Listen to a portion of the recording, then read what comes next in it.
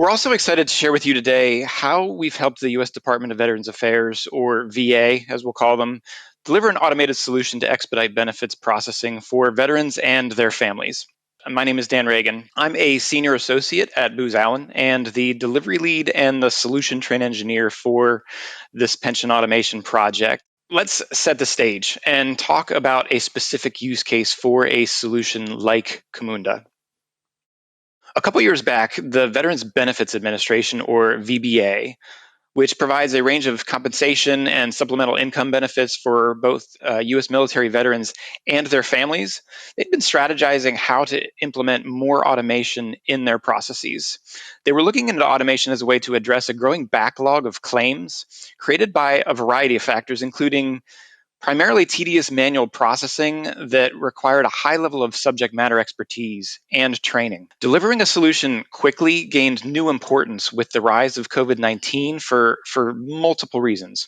To process these claims sent in applications that are listed here on the bottom right and an example shown on the left here, claims processors evaluate veteran and claimant eligibility using the data elements on those forms, but also stored in multiple systems of record. So let's move now to why we chose Camunda. Early in our delivery, one choice we had to make reasonably quickly, but also responsibly, was in the orchestration engine.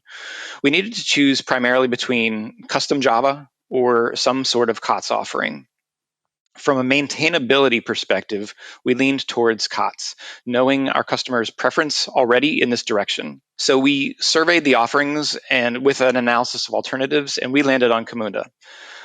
And I should mention that based on the time, we ended up on 7. So we're not on platform 8. We're weighing that upgrade with the VA. Many of the reasons why we chose Camunda fairly well speak for themselves here.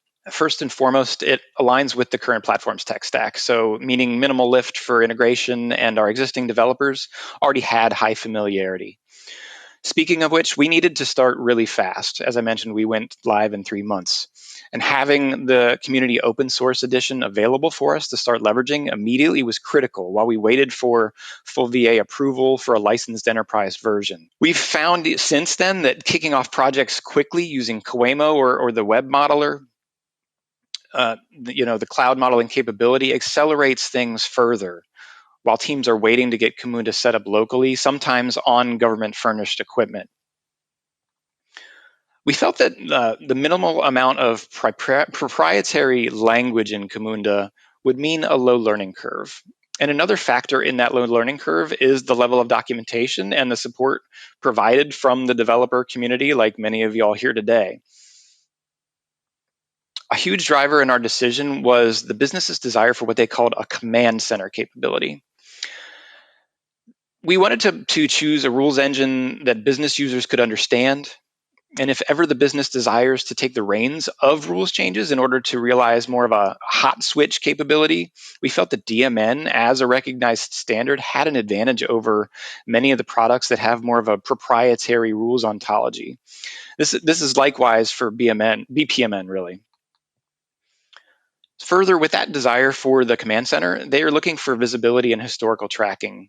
So Camunda's Cockpit and Optimize are important. And Cockpit turned into a vital capability during UAT cycles for pinpointing issues in data or BPMN or DMN. And it's also turned into a crucial capability for diagnosing production trouble tickets. We are looking at the high-level business process for pension automation. We're also looking at a DRD as an example of some of the business rules that were executed during the process. And the key takeaway here is that the two most important features that Camunda provided in our solution was process orchestration and process automation, and also the rules management. So on the process automation side, for a claim coming into pension automation, it first came into an intake activity triggered by that event injector. And then we make a lot of calls out to web services, APIs, both on-premise, in the cloud. There's different protocols there. There's different security models. So we get all of that data. And then once we have all of the data, we start sending it through a lot of different DMNs, and we're working on trying to determine claim routing, claim eligibility. And as we get to a decision point in the primary process, we need to decide if do we need to develop for the claim in that first path. And what that means is we may need more information to automate the claim. So we may need to generate a letter with some of the data in the process and send that out to the claimant or an interested party. We may need to make a request via API to the Department of Defense, for example, to request military service history to automate the claim. If we have all the information, we may just go straight to the rating process, where we would automate that manual decision in determining service-connected death. And once we have that, we would get to the award process, where we would update a number of systems with claim status, generate documentation, store that in that e-folder that I was talking about, send letters to interested parties, etc. And you can see on the diagram there that the plus sign represents sub-processes. So we're only looking at the high-level business process there, which was pretty simple, and that was used to create that common understanding.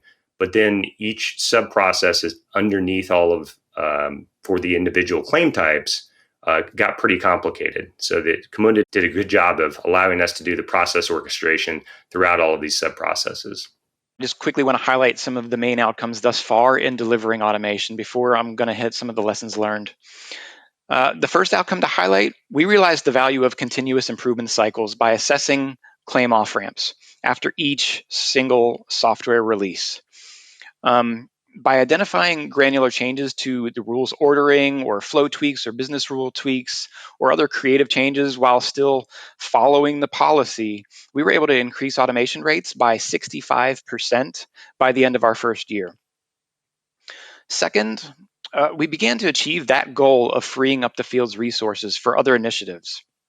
Since inception, we've now automated over 150,000 claims, with average claims processing times and an overall backlog greatly reduced. We're talking here about decades of manual processing time saved with just a couple years of this solution being live.